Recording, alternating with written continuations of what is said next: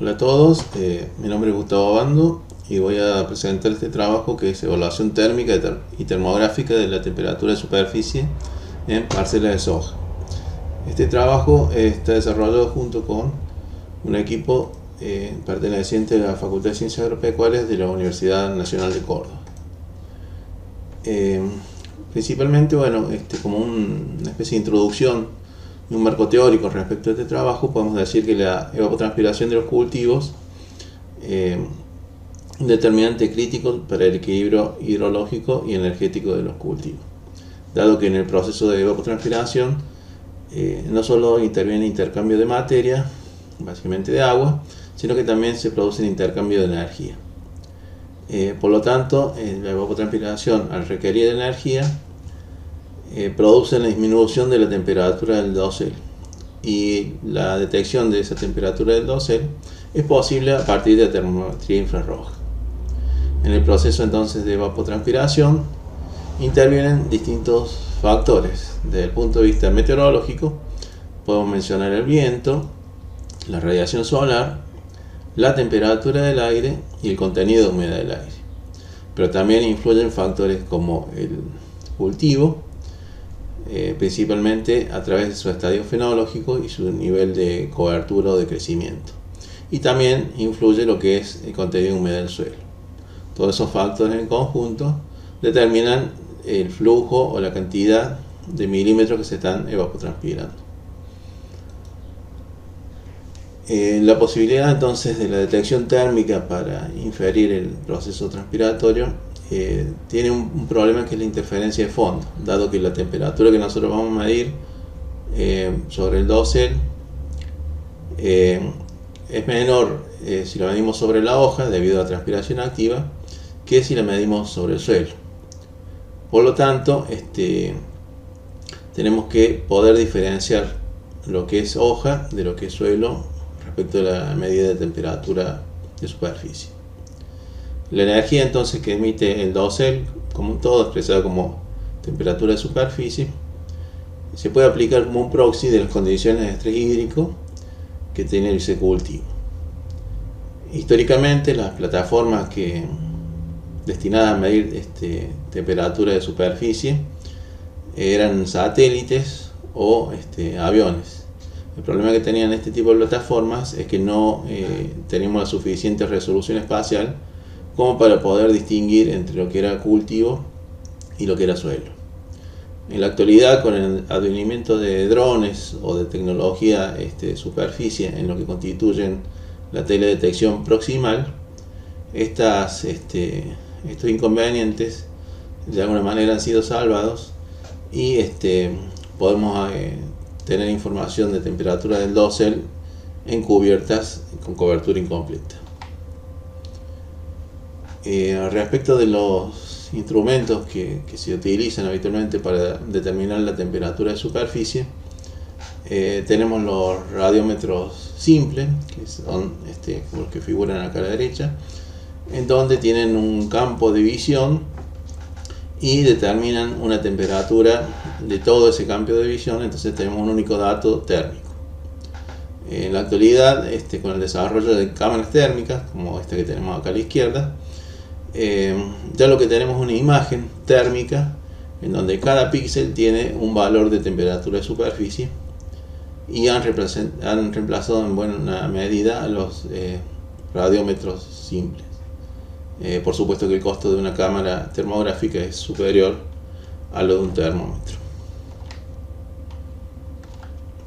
Bueno, el objetivo de este trabajo entonces es comparar un radiómetro simple con el desempeño de una cámara térmica en la determinación de temperatura de superficie de cultivo de soja, y además utilizar y analizar la influencia de la cobertura del cultivo sobre la información de la cámara térmica, siempre asociado a lo que sería el estrés hídrico de ese cultivo.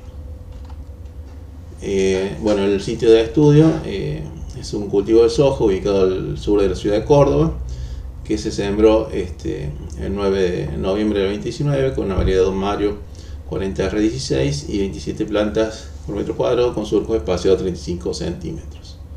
En ese lote se establecieron 4 parcelas de ensayo de 4 metros cuadrados con distintos tratamientos. El primero de ellos se le agregó 100 milímetros de agua en 5 riegos y 100 kilos de urea adicionales hasta plena floración, y el tratamiento RRF.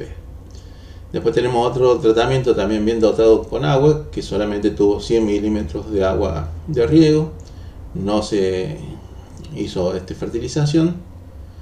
50 milímetros de agua, solamente una R, y un testigo sin intervención, o sea, un testigo secano, con letra S. Bueno, el suelo del predio es un aplustol éntico, se llama Anferi, característica de la región, con 3 horizontes de textura franco-limosa.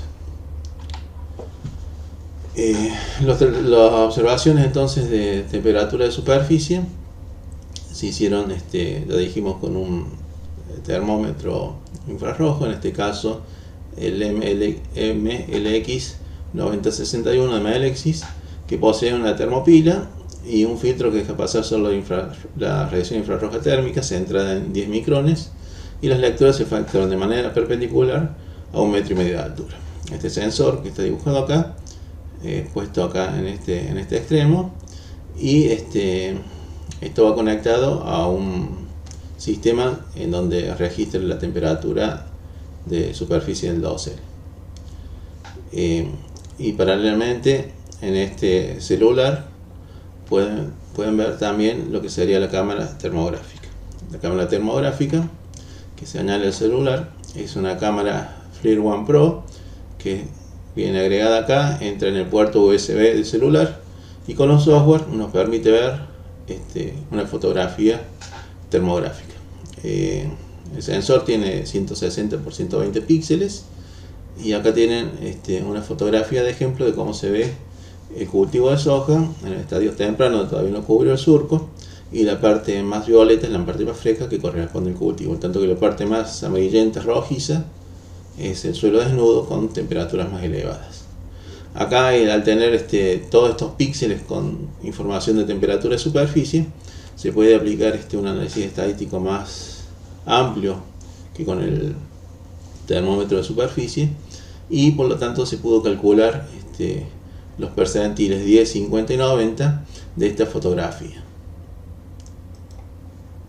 Además de las mediciones de temperatura, también se determinó la cobertura de cultivo a partir de una cámara Canon PowerShot modificada en su filtro para permitir el ingreso de radiación del infrarrojo cercano, y de esa manera poder calcular una especie de NDVI. Y esta fotografía, en donde acá se ven también el cultivo de soja y el suelo, fijándole un umbral de ese valor de NDVI, nos permite clasificar la cobertura del cultivo y entonces contar cuántos píxeles, qué porcentaje de píxeles corresponde al cultivo y el resto de suelo. Y entonces tenemos acá como resultado en esta figura para cada uno de los tratamientos con riego completo y fertilización, riego completo, mitad de riego 50 milímetros, y el tratamiento de secano. Pueden ver en línea verde la evolución de la cobertura para los 4 tratamientos, en donde no hubo grandes diferencias. Y después tenemos línea roja el percentil 90 de la cámara termográfica, en línea amarilla el percentil 50, en línea azul el percentil 10, y en línea negra la temperatura de superficie provista por el Melexis, que era el termómetro infrarrojo. Bueno, como pueden ver, existe una gran variabilidad, una gran diferencia de la temperatura de superficie tomada por la cámara termográfica, con coberturas inferiores al 80%, reforzando lo que comentamos anteriormente de la influencia de la presencia del suelo dentro de lo que es la imagen termográfica. A partir del 80% ya las diferencias entre distintos percentiles es menor. Otra cuestión que se puede visualizar también es la gran variabilidad que tenemos de la lectura de temperatura del suelo, y que es debida a otros factores, como comentamos anteriormente, como puede ser la radiación, el viento, la humedad del aire, etcétera, etcétera. además de la humedad del suelo.